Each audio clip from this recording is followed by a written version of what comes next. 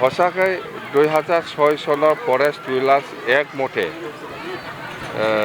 যিসকলে forest title পাব লাগে বা ফৰেষ্টৰ মাটিৰ পাট্টা পাব লাগে সেই অনুযায়ী মাটিৰ পাট্টাটো পাব।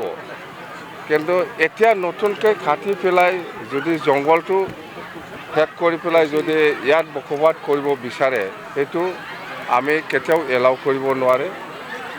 আৰু ইয়াৰ ওপৰত আমাৰ ডিপাৰ্টমেণ্টেলি যিখিনি একশ্যন ল'ব লাগে বা ইভেকশ্যন কৰিব লাগে সেইটো কৰিবই। আৰু নতুনকৈ খাটাসকলক ফৰেষ্ট ৰুলাৰ্ছ এক্টৰ আণ্ডাৰত আমি আজিৰ দিনত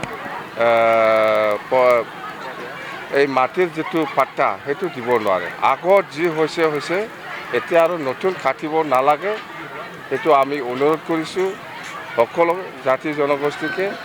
পুৰাণা যিসকল আছে ইহঁতক মাটিৰ পাট্টাটো দিয়া হ'ব। আগত ছাৰ্ভে কৰা আছে, কিছুমান দিছে আৰু অলপ বাকী আছে, সেইটো দিয়াটো কমপ্লিট কৰিম আমি। কিন্তু নতুন মাটিৰ পাট্টা দিয়াৰ নামত জংঘলত মাটিৰ পাট্টা দিয়াৰ নামত নতুন ছাৰ্ভে কেতিয়াও নহ'ব।